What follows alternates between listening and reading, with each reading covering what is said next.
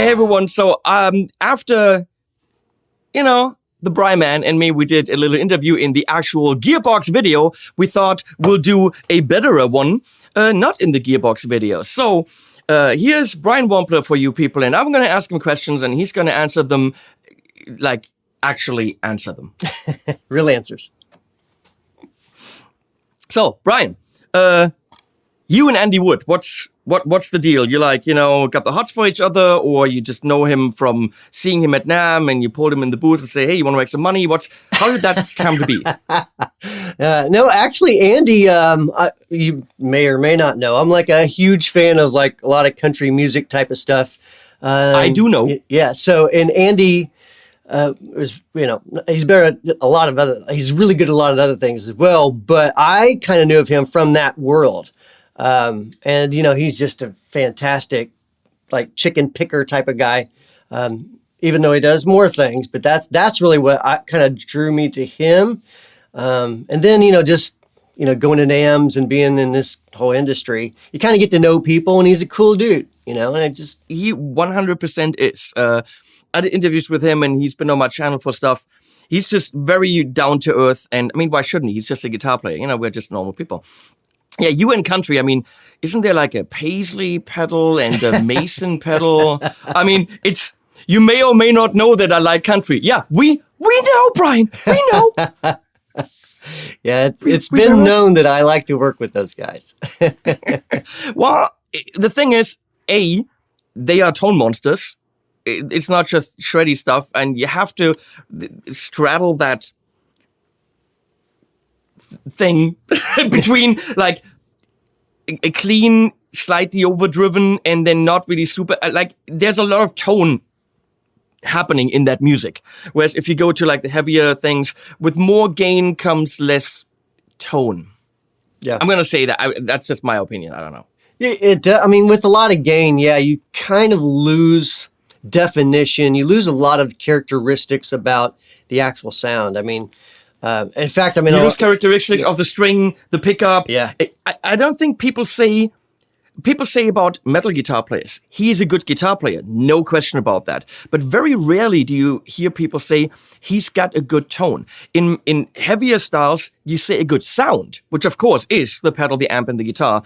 But tone for me is a lot of the detail in the sound that you hear from the finger, from the string, and that gets lost with more gain.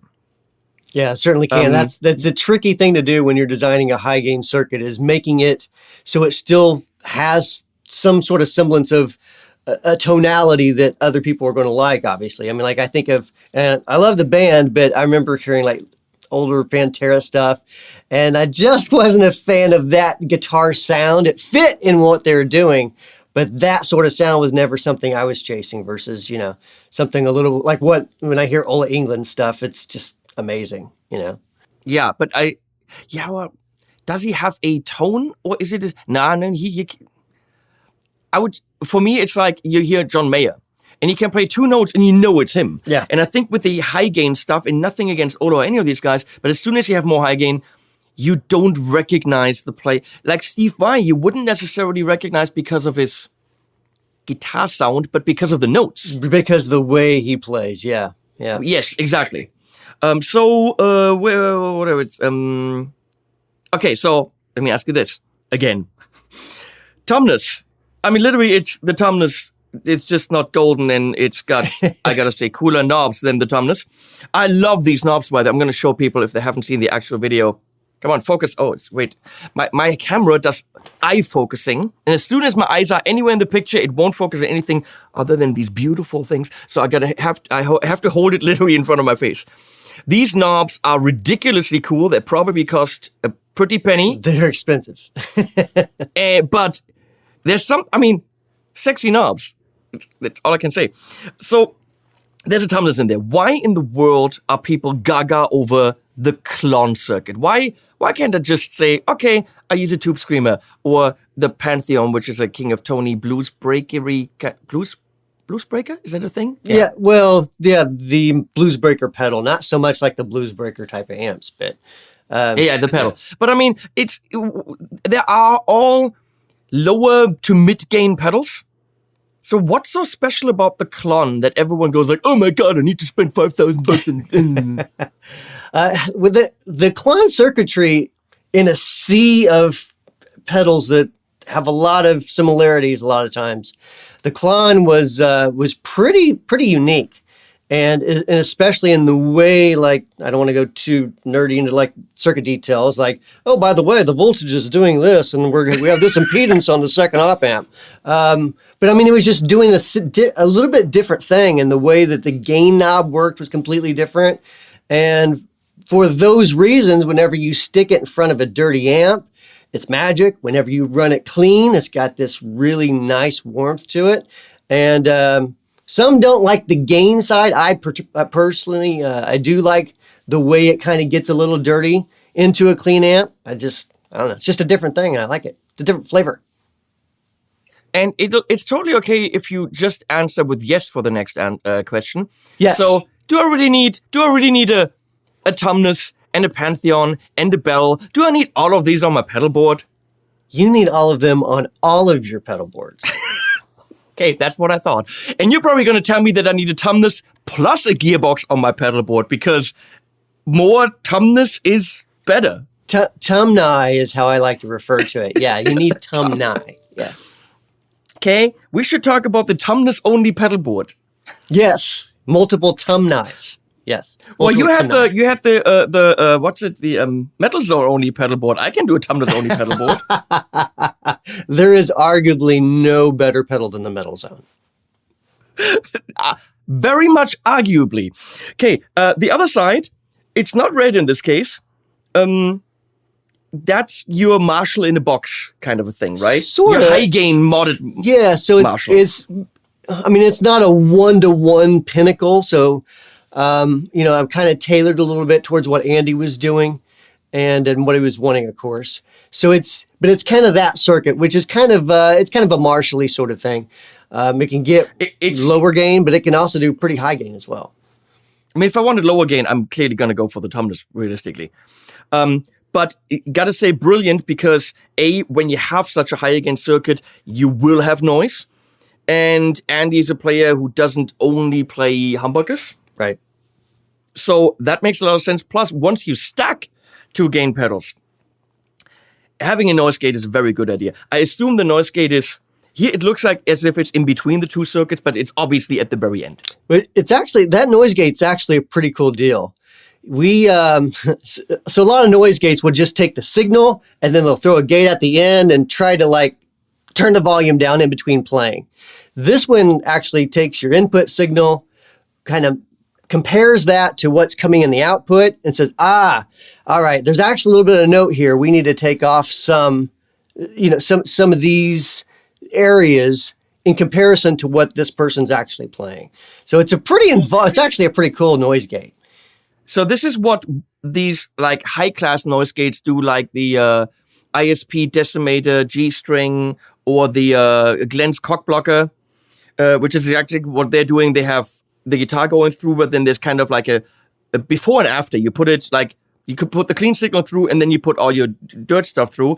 And that's built in here. Now, too bad that you can't just use the noise gate by itself. That would have been amazing. It's almost like we're thinking of coming out with a product like that. Whoa, weird. Let me ask you the stupid question that I did ask. A gearbox and orange, where does that come from? That's all Andy, honestly. This is Andy's pedal that he had a massive hand in helping us design. So he liked that color orange. He likes to work on cars and that sort of thing. And so that's where we approached it from. Without going into too much detail, but we had conversations about the wiring scheme of some of your dual pedals. We're not going to go into that whole story. It's a long story. Right. But I remember when I bitched about that, because you had to go, if you wanted to go 1 into 2, you had to do a certain wiring. And then if you wanted to flip the switch, but then you really had to rewire it. Right. And I remember you saying, yeah, I would like it to be just switchable, but we're talking about a lot more finances because you have to work with relays for all the ins and outs or something like this. Yeah, so, a lot of switching. So this is, in terms of what's inside, more involved and more expensive. Quite a bit, yeah. I mean, it took, in the past, we did a lot of like mechanical type of switching. Again, not going down that road too much, but it's different than like using a relay. Because with relays inside, it's like, you're telling these switches to turn on and off. It's kind of like that. So yeah, it's more involved. They are more expensive, but ultimately it comes out with a better product. So that's what we're doing. Is this more expensive than one of the other dual pedals? Because I don't even know the price. I have no idea. You know what? I think is it. I honestly don't even recall what it is. I probably should know that before we come to market, I suppose. But you probably should. So I mean, the price wise is like, I don't know if anyone knows how this stuff works.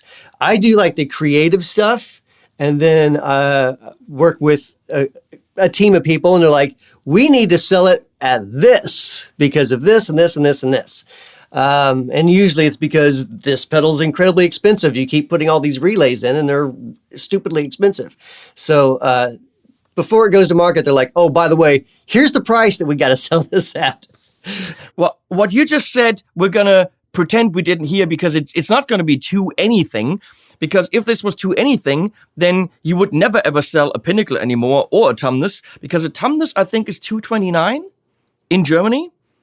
I think in the US, maybe $199. So if this isn't over $300, then that's a bad move, because why would I buy anything other than that if it was under 300? I would assume, when I saw this and I know what's inside, I would assume $349, at which point it is still a better bargain buying this than a Thomann and a Pinnacle. Yeah, it could be. We'll find out right now, as the video is what you're watching online. You know how much it is because I told you yesterday. Right. And as we film this, I'll let you know whenever they tell me what the price is going to be. I think. Oh yeah. What I asked you in the stupid interview, 1 to 2 or 2 into 1, but I actually would need to know, because for me it's always lower gain into higher gain. I don't know why, but to me that makes sense. I'm boosting the other circuit a little bit with the lower gain, and of course using the Thomann or the clone circuit to boost something else makes total sense. Even though the Pinnacle by itself has enough gain to cover anything you need. In what situation would you go Pinnacle into Thomann? What would you use that for? So since they're both really voiced completely different, it's going to be dramatically different sounds. Like if you put the Thomann after a Pinnacle, you're going to have all that gain, but it's going to be, trying to think of a way to describe a sound. It's going to be more influenced by the overall EQ of the Thomann. So it's going to be a little bit more mid-rangey. Okay. And versus like in a different style of mid-range, even it's just a completely different sound, literally almost like a completely different pedal. And then vice versa, if you throw the Thomann before it, it's going to really tighten things up, and the Pinnacle EQ is really going to influence the overall sound. So could I get the gain down quite a bit on the Pinnacle? I don't know how much it cleans up. I've used it once and I loved it so far. It's time. But could I then send the Thomann through the Pinnacle and actually EQ the Thomann with the Pinnacle? Because I have a 3-band EQ, and knowing that it's a Wampler EQ, it's probably going to be quite effective. Yeah, that will work. It's just where that distortion, where that clipping comes in comparison to the overall EQ shaping completely influences the sound of a circuit. Obviously, if I have both of them cranked on the gain, I'm going to assume sending one into the other who gives a flying rat's ass is going to just be loads of gain. But I think if you go lower gains, you will hear the differences quite a bit more. Yeah, I mean, if you turn the gains both all the way up, like you said, there's a ton of gain right there. So as most of you probably know, whenever you add gain, you always add noise of some sort. There's no way of getting around it. Now you can do things to influence, like, well, we want the least amount of noise possible, but there's still going to be some sort of noise because that's the way gain works. I mean, I have to say, I love everything about that. Soft clickies, you just flip the switch, you have a different direction. And if you thought of everything, if you want to use that in a looper switcher, a lot of the dual pedals are like, oh, okay, fine, but then I can't really do programs with it, pre-programmed using this pedal and stacking them, whatever, because they only have one input and one output. So either both on or whatever, and then you have to click your looper switcher and then this. But you can easily use them independently in your looper switcher and treat them like two pedals.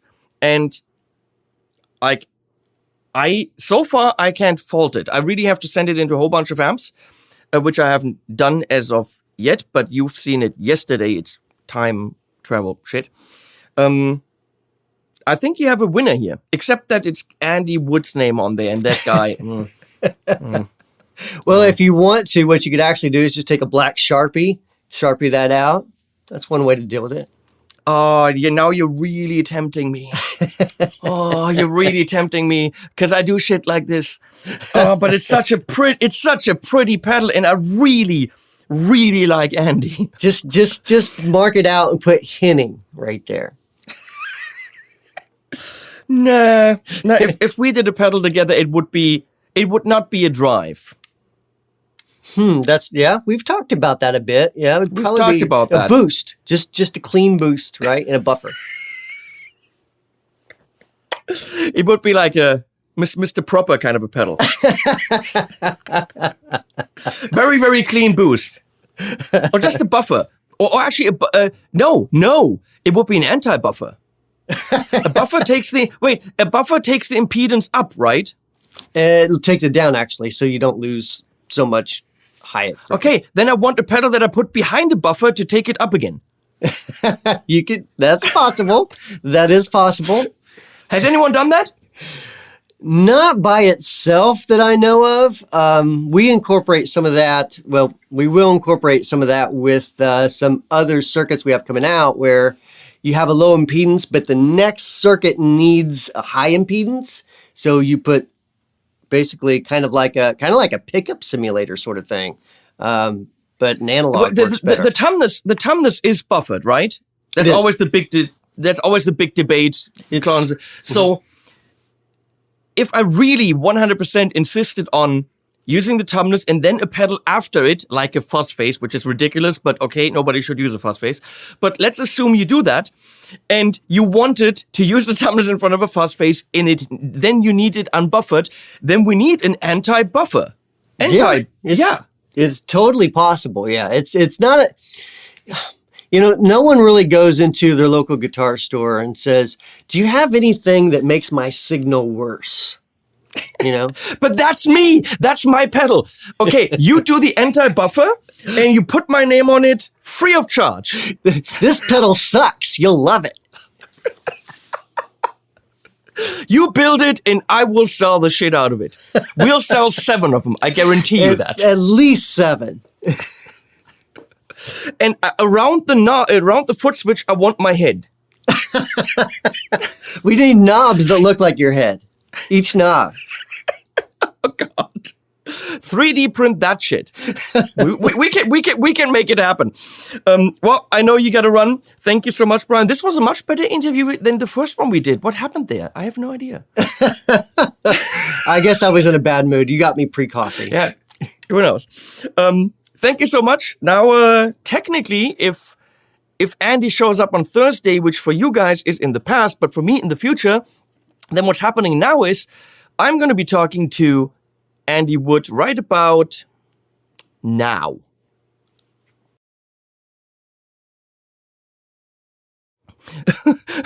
Hey guys, so I'm still laughing because Andy the Woodman and I, we just did the silly version of this interview, but you probably want actual answers and not from me because what do I know?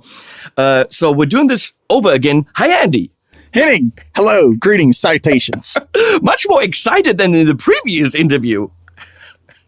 Yeah, however, that other one's really good. So, Gearbox, I gotta admit, I played it once so far in my new track, Sugar Boobs.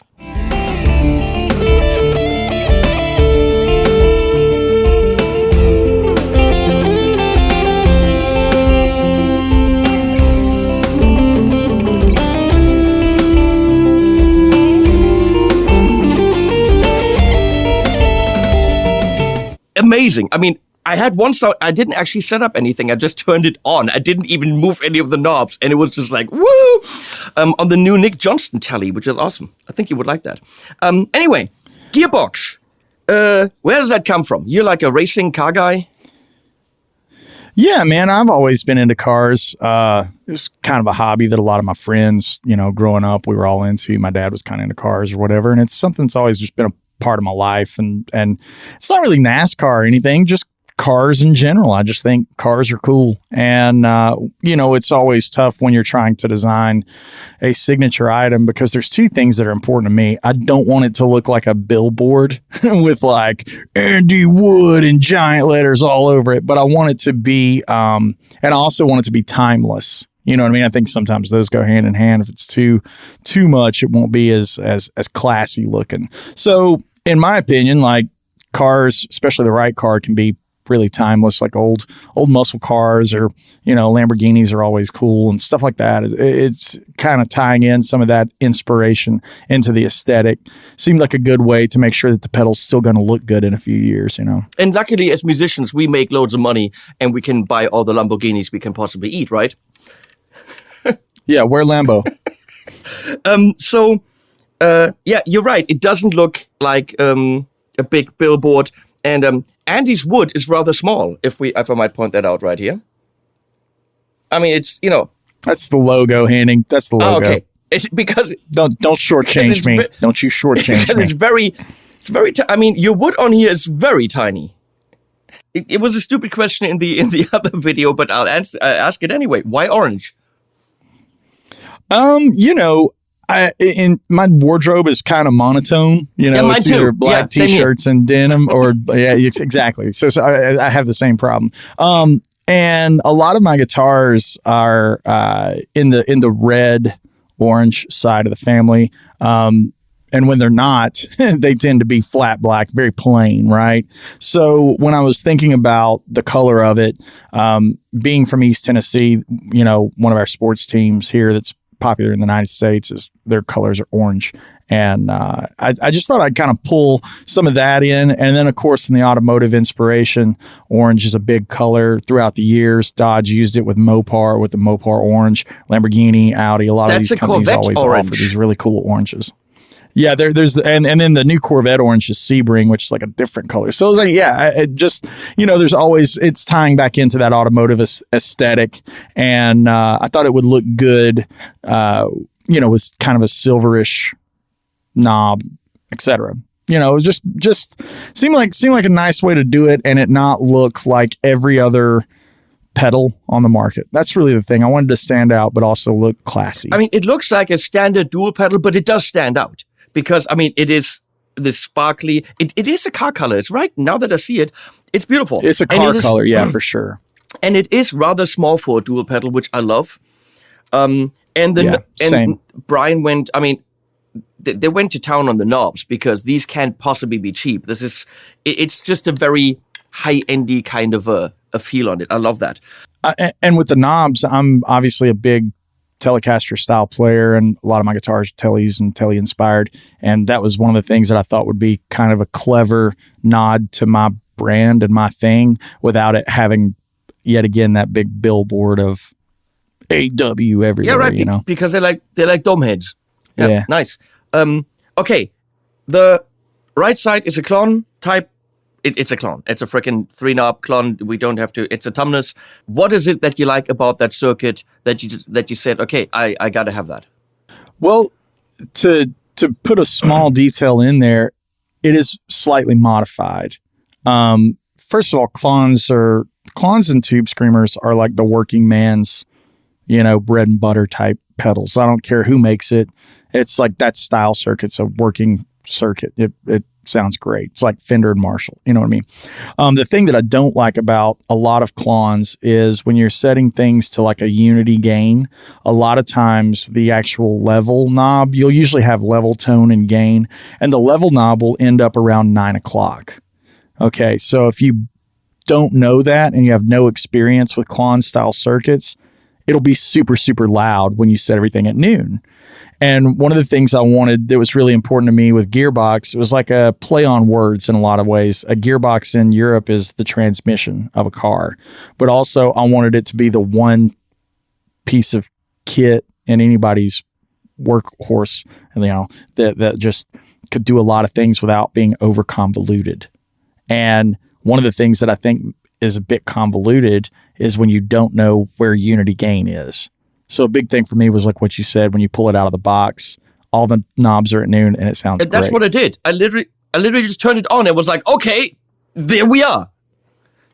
Yeah. And so I made sure that when Brian, when we went to do this, I modified the Thomann side just a little bit, because in reality, I don't know the exact amount, but a Klon or a Thomann or any of those style pedals, when you set the level and the gain all the way up, it's like 18 decibels or 15 decibels. It's something like really, really dumb high that nobody rarely ever gets to, because your bass level of your amp and then that signal is so drastically different, right? So like I just had him reel that in a little bit. So you're right, it is just a Klon, but I think it's a more user-friendly Klon if you've never played on one of those circuits. I fully agree about the Klon being difficult to rein in.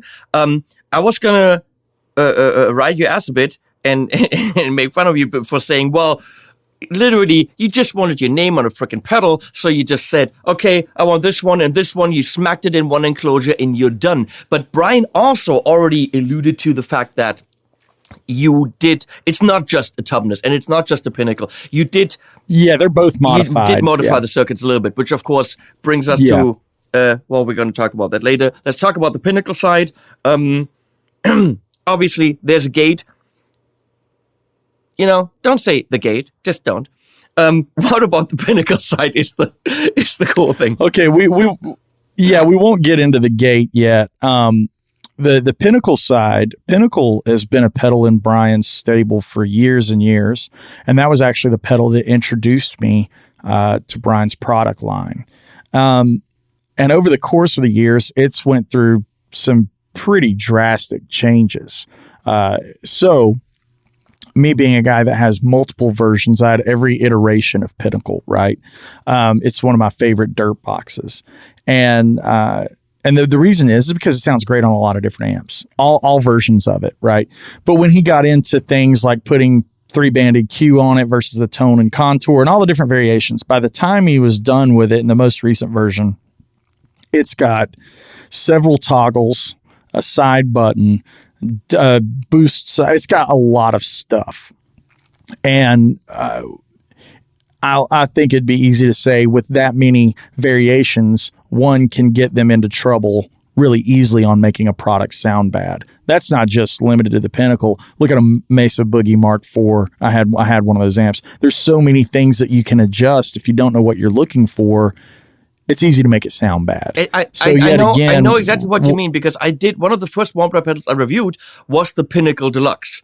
And that's the one with all the, this into this, or more gain, less gain in the side switch. And it has, and the bright and the vintage modern, and it's the thing that gives you option paralysis. It's got killer sounds, but the options allow you to also have less desirable sounds. So reducing the options is a good idea, because this thing sounds brilliant just all the way, everything up at noon, and you're good to go.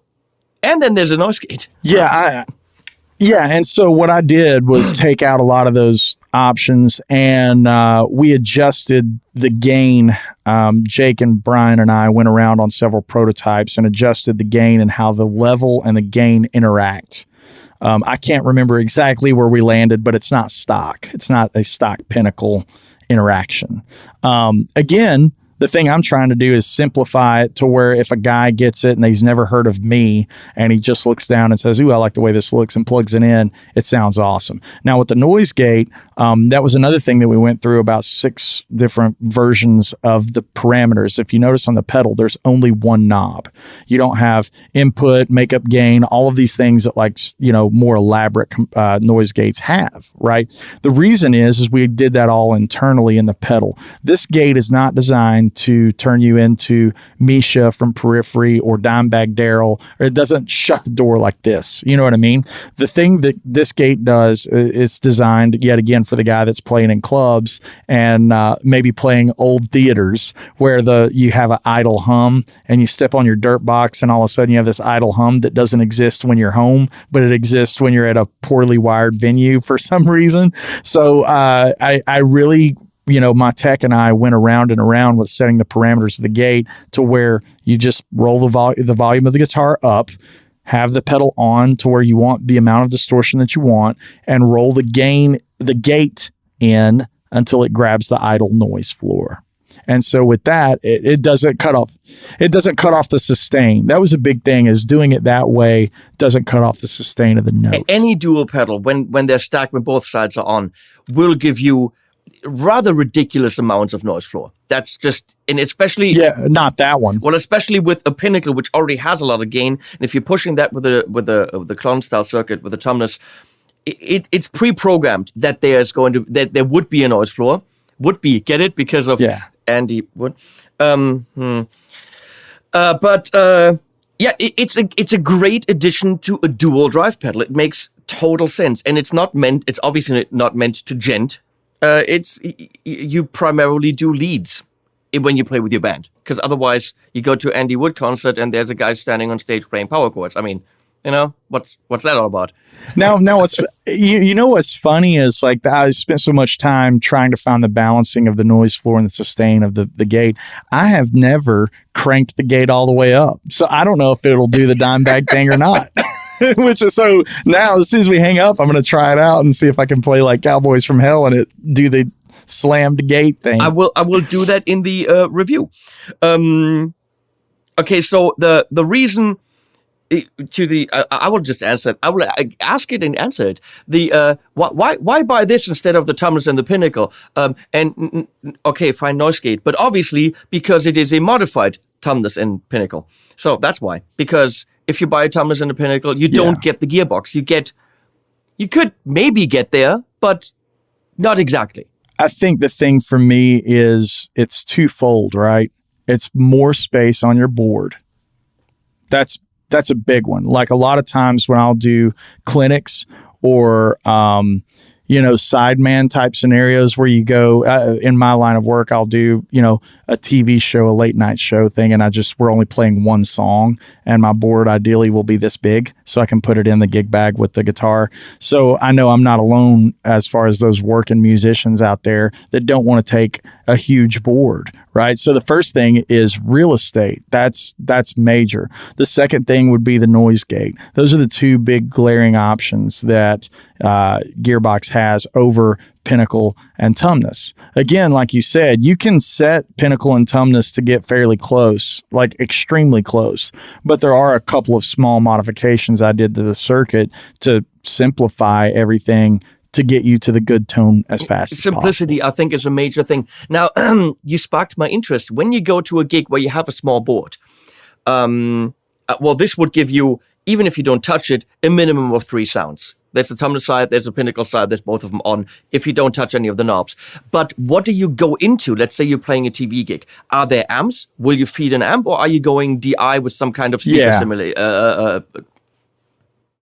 So this wasn't designed to be into a DI. This was designed to be into an amp or an amp simulator. So many companies these days are doing things that are amp in a box, amp in a pedal kind of things. So right off the top of my head, I could take Gearbox, Woodshed compressor, the Strymon Iridium, and the Universal Audio delay, and it fit on the smallest pedal train board, and that's my rig.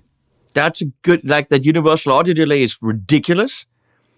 Iridium is killer. The track at the beginning, which as of the filming of this, you haven't heard, or maybe did I send it to you? I did, but you didn't look at it. Admit it. Admit that you didn't look at it. I don't know, because you threatened all kinds of different things when we were talking, so I was a bit terrified. I recorded that with the ACS-1 from Walrus Audio. Okay. And is it the same kind of idea? It's exactly the same kind of idea, but the special thing is that you can actually define left and right amps differently. You could have a Fender Deluxe with a IR on one side and an AC30 on the other, just with a little switch. And it is a tiny bit smaller than the Iridium. Again, that's the thing, right? So let's go back to your original question: is why do you buy this instead of two different pedals? And outside of that, to get Pinnacle Deluxe and Tumnus, you're spending more money than you would to get Gearbox. Absolutely. So value's the thing. I asked, and you don't have you still don't have a noise gate. You know what I mean? So there's like a lot of things that, like, I think the thing that I was looking for in this is like efficiency. Again, kind of, that's what sparked the race car thing, is like, you trim weight in a race car. You want as many things that you don't need out of the car so you can go as fast as possible, be as efficient as possible. That's the same mentality around Gearbox. This is going to go Take out all the stuff. This is going to go on my board in Studio B. Like, all the pedal reviews happen here, but like guitar and amp reviews happen over there. And I've got like a board that I change out every 6 months or whatever. And I've got a JHS Gunshot on there, dual pedal. And that's going off and that's going on because I love the form factor. Do you use it as one, or do you actually sometimes use the splitting pedal concept of it? Okay, so now we're getting into really what makes it signature to me. And a big part of my thing is how I use a compressor as a boost. I'm a compressor-aholic, but I don't use Dynacomp style compressors, right? And last year I developed the Woodshed compressor with Sir. And so one of the things I like to do is run boost pedals like, say, RC Booster, Klon style boost, like all of that kind of like sort of boost, not clean boost, but sort of, I like that in front of the Woodshed compressor. And I like the Woodshed in front of the Pinnacle style circuit. So I actually go guitar into channel 1, out of channel 2, if you look at the top of the pedal, out of channel 2, into the Sir compressor, out of the Sir compressor, and that's how I do it, right? So one more time, I go into channel 1, out of channel 1, into Sir compressor, out of Sir compressor, into channel 2, out of channel 2, into amp. And so the other thing too, Henning, is like, if you've got a favorite Tube Screamer style circuit, like BB preamp. I love BB preamp. I think it's a great Bluesbreaker inspired circuit. And I like the Tumnus side of the pedal to push that, right? Okay. But I don't want that after the Pinnacle. So again, it's about flexibility. And if you notice on the ins and outs, you're using it more like an insert instead of like on a looper switcher where you can address the pedals separately. Now, my big board with my RJM, I use it as a looper switcher. Yeah. But when I'm thinking about how small the footprint needs to be, am I doing a clinic where I'm only playing Andy Wood tunes? Again, I can get by with Gearbox, Woodshed compressor, and a delay. You know, I have this written down here in the joke interview, but it's really good to get a different perspective because I would have never thought of this as an insert point. Yeah, it's actually more inspired by an insert. So like that, I would think would be one of the big things that makes the pedal signature to me and not just Tumnus and Pinnacle. I think the reason that's being thrown around a lot is because it's easy to comprehend if you don't know who I am. You know what I mean? It's like, oh, Tumnus and Pinnacle, those are good circuits. You know what I mean? But there's actually a lot more under the hood than that. And by that, we took away the things that in my opinion aren't needed, weight relief. So last question, 1 into 2 or 2 into 1? 1 into 2 for me. Yeah, I said to Brian, I can't really see anyone going high gain into low gain. However, I don't know how far you can take the gain down on the Pinnacle. I got to try this. But if you take the gain down on the Pinnacle as much as you can, then you could actually boost into the Tumnus with a 3-band EQ. That's right. And I've messed around with that a little bit. Another thing that would be really functional from a 2 into 1 standpoint is if you're kind of doing a Motley Crue kind of tone, and you have the Pinnacle on all the time, and you roll the gain down on the Tumnus side, and you're using it to bump your dB up as a solo boost. A lot of ideas coming up that I wouldn't have thought of. And these are not the ways that I use it. Just to clarify to everyone out there, that's not how I use it. But there is a lot of flexibility in the switching order. A lot of flexibility. And I mean, again, it's like you can use an insert, like one of those Boss EQ pedals. You can use that as an insert in between. So that opens up the floodgates on how all of this stuff's going to work together within your own rig, without adding more knobs. Again, I'm trying to take away knobs and switches, turn it on. It sounds great. That's my goal. And it is cheaper than the two individual pedals, which can't make a lot of sense if Brian wants to make money, but okay, fine for him. It's just not gold. But it's orange. So, I mean, it's not gold. It's not gold. If you want the time to speak, that's a very keen observation. It indeed is not this gold. This is why they pay me the big bucks, Andy. This is why I get the shirts, because I have, up here. It says here, this was riveting. It actually was. I learned stuff today. And I got a silly interview out of you and one that's barely watchable. Sorry. Andy, I will let you go. Thank you for this. We shall do it again at some date in the future. All right, Hennig. Thank you, brother. It's good to see you, man. And stay on the line when we hang up. We will do that. And you people out there, I hope you learned something about the gearbox. Go get it. It's orange. That's all you need to know. Whatever the fuck Andy and Brian said, it's orange and it's loud and yay. Get the gearbox. Links below. Animals at the end.